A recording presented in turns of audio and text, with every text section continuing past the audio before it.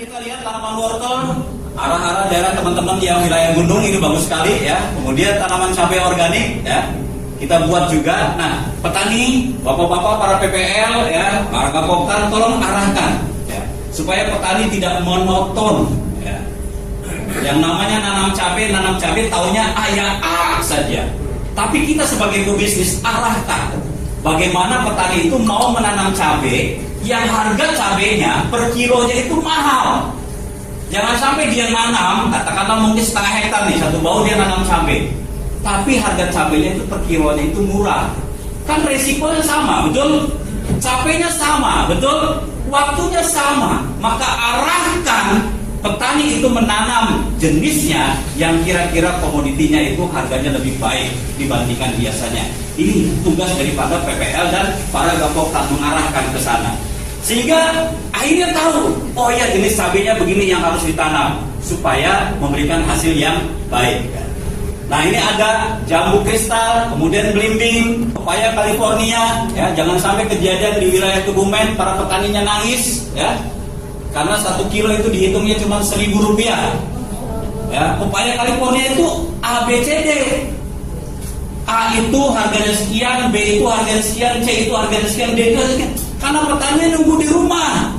Jadi Bapak kalau sekali dapat duit berapa? Ya saya paling dapat 50.000 Pak Taufik. Pak kemarin saya cuma dapat 25.000. Loh, emang tanaman Bapak berapa? Saya tanya begitu. Saya ada 700 pohon.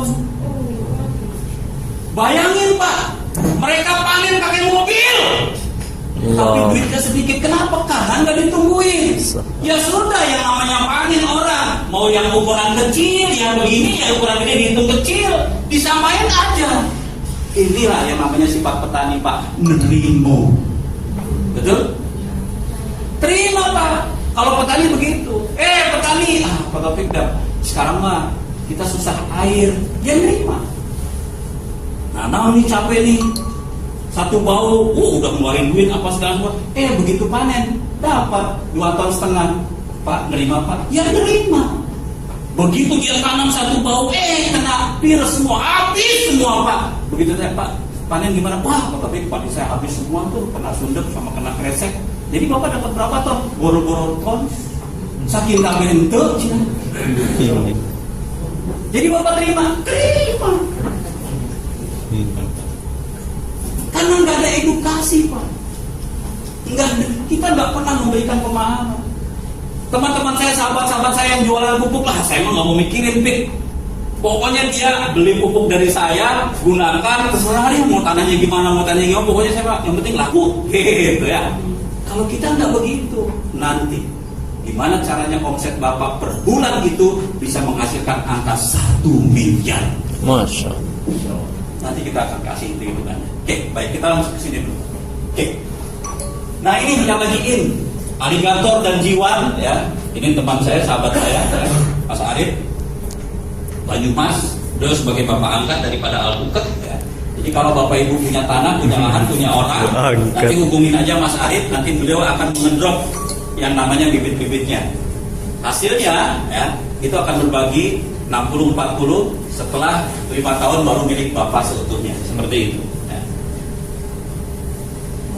Oke, Bapak sawit, kemudian juga karet ya, alhamdulillah banyak sekali yang sudah diterapkan, ya hasilnya sangat luar biasa, bagus ya. Nah, Bapak Ibu sedikit banyak tadi kami menyinggung bahwa produk kita itu bisa juga untuk perikanan dan peternakan. Ini adalah bagaimana cara pemberian baik itu di peternakan maupun perikanan, dan alhamdulillah sudah banyak sekali. Bahkan kemarin kami dapat laporan dari Pak Ahmad Rifai di Sidoarjo ya. Beliau yang biasanya dalam 90 hari itu ya, udangnya dia 1 kilo itu biasanya 40 ekor. Setelah menggunakan biofarming 1 kilo menjadi 25 ekor. Ibu, ini beberapa case yang memang yang sudah kita terapkan ya. Ini di ayam ya, itu dicoba dari mulai 100 ekor, kemudian 1000 ekor, dan akhirnya ke 30.000 ekor. Dari 100 ekor alhamdulillah tidak ada yang mati sama sekali. Kemudian 1000 ekor, 30.000 ekor. yang ditakutkan oleh para peternak itu adalah angka kematian, Pak. Angka kematian ini hampir mencapai 5%. Bayangkan kalau 1000 ekor ayam saja mati 5%, udah berapa, Pak? Ya? 50 ekor ya. Kalau 50 ekor kali katakanlah mungkin 16.000 aja udah kelihatan berapa, betul? Itu saya tahu persis, Pak. Saya kesana berapa kali, ayamnya nggak ada yang mati, tetapi ayamnya mencret. Nggak apa-apa terus terang baginya. Ayamnya mencret. Maka wajar dong, saya protes sama beliau. Ini ayam mencret gimana nih? Tapi jujur aja ya kononya, itu aja Pak Taufik, nggak usah ngomong. Soalnya ayamnya nggak ada yang mati, gitu kan? Oh saya nggak bisa begitu Pak, ini ayam mencret, saya bilang gitu. Hanya Pak Wino Pak Taufik foto, apa nih yang difoto? Saya kirim nih, saya selfie, dikirim foto, saya kirim foto gitu kan. Ayamnya bukan Pak Taufik yang difoto, tapi nya. Saya bilang masa kotorannya suruh dipoto, memang ini dua orang ini kurang ajar banget. Saya foto Pak, saya kirim Pak, seperti itu Pak. Dan ternyata benar, beliau bilang Pak Taufik sudah berapa kandang, nggak ada yang keluhan seperti itu, semuanya bagus. Bahkan dokter patah juga bagus banget hasilnya, usia 28 hari sudah 2 kilo lebih. Masya Allah. Tapi ini mencret bos, saya bilang begitu kan. Alhamdulillah Allah ngasih petunjuk yang ngejaganya. Mas, airnya bersih banget, bening banget. Iya Pak, saya kasih kaporit. Wah, ini saya bilang, loh kok kenapa kasih kaporit? Karena banyak bakterinya. Suruh berkelahi, saya bilang begitu kan. Ini kan juga banyak bakterinya, tapi bakteri non patogen. Biar berkelahi, mana yang jago? Seperti itu. Waduh, Masya Allah. Oh gitu Pak Taufik, iya mana ya tak mudah temerenya tak. Apa Pak Taufik kaporit? Iya non di sini harus pakai kaporit. Ya pantesan mencret, saya bilang gitu kan. Jadi gimana? Jangan kasih kaporit. Oke kalau gitu buat analisa 30.000 ekor, ternyata yang mati cuma 2 ekor. Masya Allah. Dan hasilnya keren Pak, luar biasa. 30 hari itu sudah 2 kilo lebih. Dan ini luar biasa. Ini bukti bahwasanya biofarming sangat membantu. Dan itu keren banget Pak. Biayanya benar-benar bisa dihemat, benar-benar bagus sekali. Jadi juga bandeng bagi teman-teman yang punya tambak bandeng, hati-hati benar karena ukuran bandeng itu macam-macam untuk dijual ya.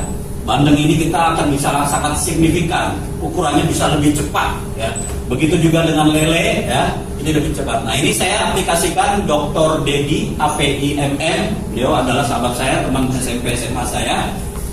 Pik, jangan diupload dulu, karena beliau juga adalah dosen di Unpad Bandung ya. Saya teliti dulu. Ente punya produk nih, saya bikin pusing saya, karena dia juga bikin Pak, pakai galon begitu sistem jamunya. Begitu dia coba set dari mulai kolam dia ada 27 kolam lele sama patin dibikin set dia diam. Akhirnya saking penasaran dia beli ember 15 Pak. Bahkan beli yang namanya kolam-kolam terpal yang bulat-bulat itu Pak. Dia ada kurang lebih sekitar hampir 10. Dia coba semua set. Jawabannya sedih ya Pak. Pik, produk kamu ini luar biasa. Yang penting nggak bau katanya. Nah yang penting nggak bau. Nggak bau gimana? Itu airnya nggak bau ya luar biasa ya. Di ember biasanya seminggu itu sudah bau. Amoniak kan bau Pak, betul Pak? Ternyata ini 20 hari airnya belum diganti masih nggak bau. Ini luar biasa. Dan dia coba dengan ukuran sandal, ternyata 1 bulan sudah dipanen. Jadi hasil kesimpulannya nih Pi, saya bikin proposalnya untuk tawarkan ke seluruh ibu-ibu PKK, ke bumdes, kasih tahu ke desa-desa. Yang namanya ketahanan pangan itu nggak usah harus jauh-jauh, lakukan di rumah saja. Tanam yang namanya kesin organik, kangkung organik, lele organik, tiap rumah 2 aja ember, bisa memberikan kebaikan buat ketahanan pangan. Masya Allah. Dan ini dia bikin Pak, dia bikin. Dan dia bilang terus mulutnya nggak pernah diam. Biofarming. Saya bilang, Mas, ente ngejar apa Pak Jerosport? Harga duit 1 miliar, loro aneh. Oh, ya. Enak Pak. Karena pikiran dia cerdas. Jadi kita enak seperti itu ngobrolnya. Dan alhamdulillah apa yang saya share itu sebetulnya bukan kata-kata saya, tapi kata-kata dan kalimatnya Dr. Didi. Masya. Saya cuma ngopi paste doang, kan dia begitu kan. Yang penting saya ngomongnya nggak salah. Ini Pak Ibu, alhamdulillah luar biasa sekali. Nah ini beliau nih, ya. Ini di tempatnya Dr. Didi, ini punya dia. Alhamdulillah bagus sekali hasilnya, dan tentunya ini sangat luar biasa sekali memberikan kebaikan. Nah, Bapak Ibu, sedikit banyak apa yang tadi sudah saya sampaikan, ya, bahwa pengolahan tanah, ya, dimulai dari pengolahan tanah, kemudian proses perendaman, kemudian proses penyemayan seperti ini, ya, dan juga kita lihat kembali, ya, proses penanaman. Kenapa kok di usia 7, 36 masih menggunakan pupuk-pupuk kimia? Tadi sudah saya sampaikan, kita butuh yang namanya perangsangnya itu. Kemudian hari ke-14, 28, 42, ya, 54, ya, 56, ya. Ini kita nyemprot dengan Bio Farming. Dan akhirnya hasilnya sangat luar biasa. Kalau sudah seperti ini Bapak Ibu semua, ya, wah, kita sudah tinggal menikmati bagaimana membuat petani itu bisa tersenyum. Masya. Enak Pak. Oh, Bapak Ibu bisa bayangkan nih Pak. Mohon maaf nih, Pak Slamet, ada Pak Slamet nggak? Pak Slamet kawan. Nah, Pak Slamet ketika sampai kepada para petani, kemudian hasilnya seperti ini Pak. Bapak bisa berfoto di sini Pak, sama-sama mengucapkan syukur pada Allah Subhanahu Wa Taala, hasil panennya melimpah dan tentunya biaya operasionalnya cuma sedikit. Ini menjadi impian para petani Indonesia. Ini Pak, saya siap. Maka nggak kaget Pak. Mata saya ini kadang-kadang nggak kuatan kalau yang melihat hijau-hijau. Melirik sedikit aja ada yang hijau, itu langsung saya datangin. Bu, udah pakai Bio Farming? Apa Pak Bio? Nah, kemudian lagi petani, Pak, kenapa Pak? Kok padinya kok kosong? Saya bilang, iya Pak, kenapa Pak? Udah pakai Bio Farming belum? Belum Pak. Nah, selalu begitu Pak, selalu begitu. Dan saat itu saya lakukan kurang lebih sekitar 7 bulan. Saya ini agak ganteng Pak, cakep kata orang perempuan itu. Masya Allah. Cuman ketika mainan pupuk saya jadi hitam Pak, kosong. Saya, wah, kan susah pakai mobil kan gede Pak. Mau nggak mau saya pakai motor juga. Karena dunia pertanian kan susah, kita harus naik-naik Pak, seperti itu. Tapi ketika mereka tersenyum, mobil saya ini Pak kadang-kadang penuh dengan bawang. Yang lebih luar biasa bawang masih mending, singkong Pak. Nah singkong itu kan tanah, kotor, nggak diterima gimana? Nggak ada, yang penting petani senyum aja lah. Yang lebih parah lagi dikasih ayam sampai numpuk. Masya Allah. Berkah. Tetapi 7 bulan saya bergelut dengan pertanian, omset saya rata-rata 1,5 sampai 1,8 miliar per bulan. Masya Allah. Jadi jangan kaget, nanti setelah ini pikiran bapak-bapak sudah melayang. Pokoknya Bio Farming. Dan kita lihat dentuman setelah 3 bulan ke depan. Allah. Insya Allah memberikan kebaikan. Allah Akbar. Nah, Bapak Ibu sedikit banyak gambaran ya. Kita akan kasih sesuatu hal yang mungkin Bapak Ibu bisa hitung-hitungan. Ini juga ada Gapoktan, ada PPL dan lain sebagainya. Bahwa dengan luas lahan 7.000 meter persegi ini, biaya operasional kita ini nggak jauh dari angka sekitar 8 jutaan. Ini sudah termasuk yang namanya sewa traktor, sama biaya-biaya ibu-ibu yang suka untuk nanam-nanam, matun dan lain sebagainya. Ini. Nah belum lagi kalau tanah itu sewa Pak. Sewa itu 7.000 meter persegi itu biasanya dikembalikan dengan 14 kintal. Ya. Kalau dihitung nih kurang lebih sekitar 7.700.000, maka biaya itu kurang lebih sekitar 15 sampai 20 jutaan kalau kita mengikuti masalah padi ini. Nah, bayangkan Bapak Ibu semua, kalau dalam satu bau itu kita hanya mendapatkan 4 ton, maka 5.500 per 1 kilonya gabah. 5.500 dikali dengan 4.000 kilogram ya, mohon maaf, jadi totalnya adalah 22 juta. 22 juta dikurangi dengan biaya operasional, maka petani hanya gigit jari saja. Tapi kita bersyukur banyak petani-petani yang kaya tidak mau garap, tanahnya itu disewakan. Banyak yang seperti itu, Bapak ya. Tetapi bayangkan kita jadi orang yang nyewanya, bagaimana kalau hasilnya seperti ini? Maka sudah pasti anak-anak kita, cucu-cucu kita sudah nggak mau lagi jadi petani, betul? Ngeliatin bapaknya cuma pakai kaos, pakai topi stok gitu ya.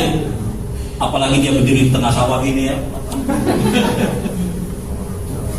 Jadi orang-orang sawah begitu panen nangis, betul nggak Pak? Sedih kan? Ya. Ujung-ujungnya